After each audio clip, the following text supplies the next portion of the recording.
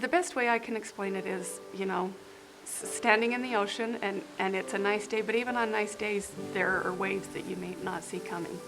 And so it's like having your back. You're looking at the sand and not really paying attention, and all of a sudden a wave will come crash and cover you, and a lot of times tumble you around in the water a little bit.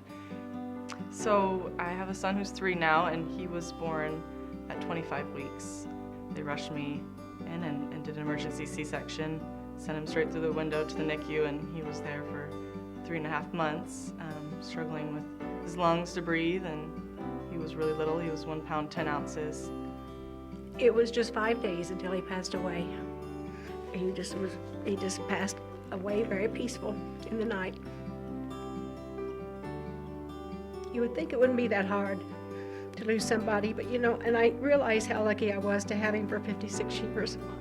We found out suddenly that my mother and father-in-law were involved in a murder-suicide, and it was totally unforeseen.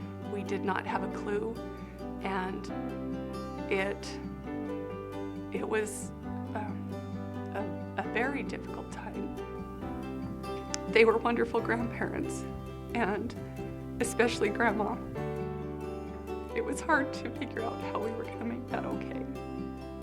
He was so tiny, his skin was still shiny, and his eyes weren't open yet, and you just saw the ventilator was pumping his chest up and down for him, and he was just kind of helpless laying there, and it was pretty scary and pretty sad. Everyone's scared, is he gonna live? And you didn't know. But I think I felt that hope all along that I knew he would. And so it got to the point that walking even from the 2 or 3 feet was a real task for him. And by September, though, when he was in the hospital, he was pretty much incoherent sometimes, and they didn't think I should bring him home. They thought I should go to a rehab center, and he wanted to come home so bad that we decided to do that. He had a lot of issues, not just with his lungs, but other things as well, and after about a year, I was kind of concerned he wasn't doing a lot of the milestones that we normally see, and we found out that he had periventricular leukomalacia, which is a form of cerebral palsy, and so for him walking and even just sitting up took a lot longer. I think, when that happened, I tried to find some way to help my husband and my children to feel like they were going to be okay.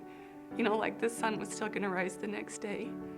And to feel like we would be able to feel happy again.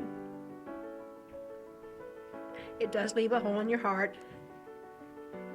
And I guess that's a good thing too, because I would hate to have lived with somebody that long and not miss them too. So that's good. I know where he is, and I know that one day I'll be with him, and having that hope, I really don't have anything to worry about other than doing the things that I need to do here on earth still. So I've just got to toughen up and get with it and do the things that need to be done. And I didn't know how I was going to get through it, but I just knew that I had to, and I just kept moving forward. And I think that's all I could do at that point. And then later on, looking back, you realize now how you're definitely carried through it and helped, because it would have been too hard on my own to do. I had to learn to trust the Lord and depend on Him to get me through it, and I knew that it would get better, and it has gotten better. I think what I've learned the most through the trials I've had the last few years is that it doesn't matter what the trial is. If you're brought to your knees and you are humbled in a way that you didn't want to be humbled, that when you turn to the Lord, He lifts you above your capacity on your own.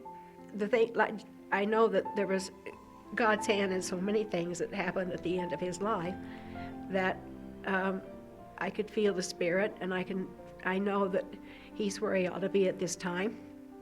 And each day I find that things I'm able to do or think about or remember come from somewhere. And I think that that's where the Savior is helping me get over this. And that's where I find my hope. And know that whatever I'm given is for my own good and learning, and it's helping me to become something I wouldn't be otherwise. That knowledge, I guess, of the Savior and his plan, and that we don't have control over everything, but he knows what's going on, gives us the comfort and peace that we can get through, because the Savior's already suffered for all of those trials and pains and sorrows, and that he will make it right in the end if we endure it well and choose to focus on him. I try to see that perspective of, even if everything isn't fixed right now, that if I hold on and stay faithful, that someday it will be.